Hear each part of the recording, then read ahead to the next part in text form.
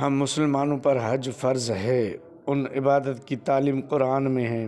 فرمان باری تعالیٰ ہے وَمَن دَخَلَهُ كَانَ آمِنًا وَلِلَّهِ عَلَى النَّاسِ حِجُّ الْبَيْتِ۔ اس شہر میں داخل ہو امن میں ہوگا، لوگ حج کریں، بیت اللہ مکۃ المکرمہ آئیں۔ حجاج کرام آپ کو اللہ تعالیٰ نے کسی شہر میں بلا کر مہمان بنایا ہے، ابھی آپ پر لازم ہے اس شہر مکۃ المکرمہ کا تقدس ذہن میں رکھیں، جس شہر میں کئی نبی بلکہ محمد رسول اللہ صلی اللہ علیہ وسلم کا پیدائش کا شہر ہے، حتیٰ کہ جبرائیل علیہ السلام اس شہر میں قرآن لے کر آئے تھے۔ جس جگہوں کا شان قرآن میں ہو، اس عزت عظمت والے حرمین شریفین میں عبادت کرے اور اپنے رب کو راضی کرے۔ اس مومن کا تبصرہ عرش پہ اللہ چلاتا ہے۔ حاجی کی عبادت کی گواہی فرشتے دیں، واہ تیری عاجزی والا لباس اور بندگی عبادت میں ہے۔ ہم اگر احرام میں ہیں تو بہت خوش نصیب ہیں، ورنہ آپ مدینے سے مکہ آئیں گے۔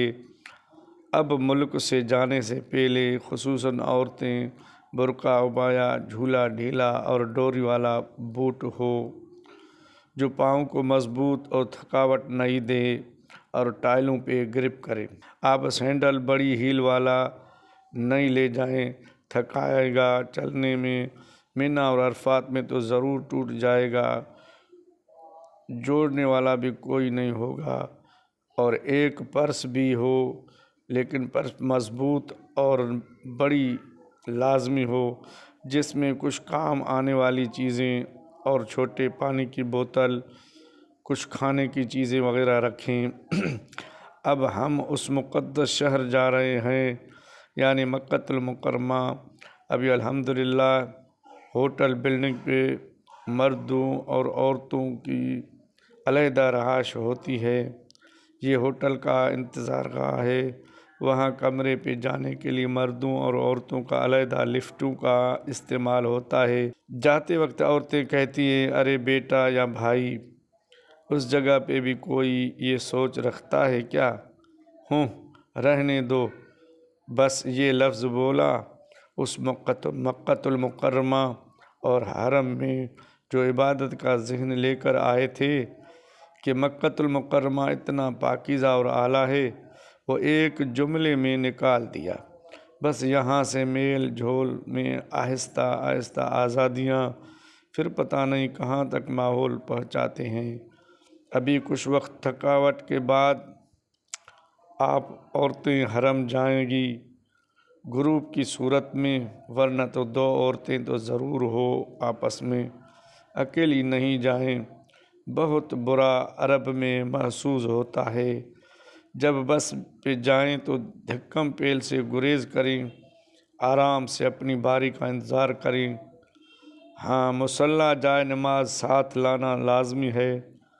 حج کے دنوں حرم میں جگہ کا ملنا بہت مشکل ہوتا ہے۔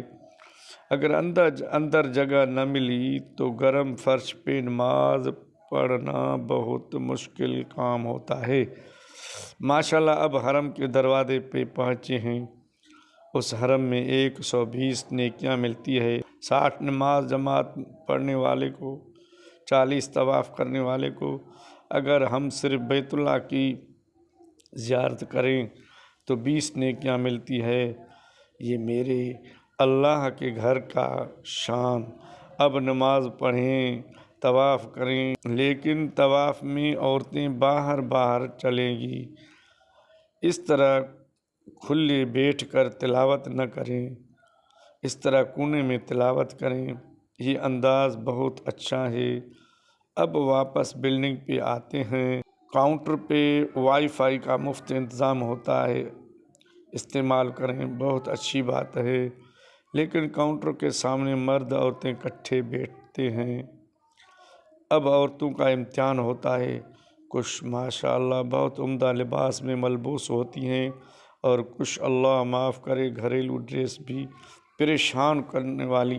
بیٹھنے کا انداز بھی عجیب ہوتا ہے، زیادہ عورتیں کاؤنٹر کی جگہ کے سامنے زیادہ دیر تک بیٹھتی ہیں، پھر بے تکلف بن جاتی ہیں، پھر آپس میں گپیں شپیں سیلفیاں وہ بھی گروپ میں، حالانکہ صرف فون پہ ضروری بات کرنی ہوتی ہے۔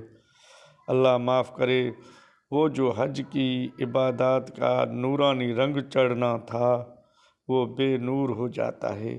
اس لیے میزبان اللہ کے عظمت کو دل میں رکھ کر ہم بندے اس ذات کے مہمان بن کر رہیں جس نے ہمیں بخشش کے تحفے عطا کرنے ہیں، ہم لینے کے قابل بھی ہوں۔ حج کی عبادت میں اطاعت شرط ہے۔ اللہ ہمارا حج قبول مقبول فرمائے، آمین۔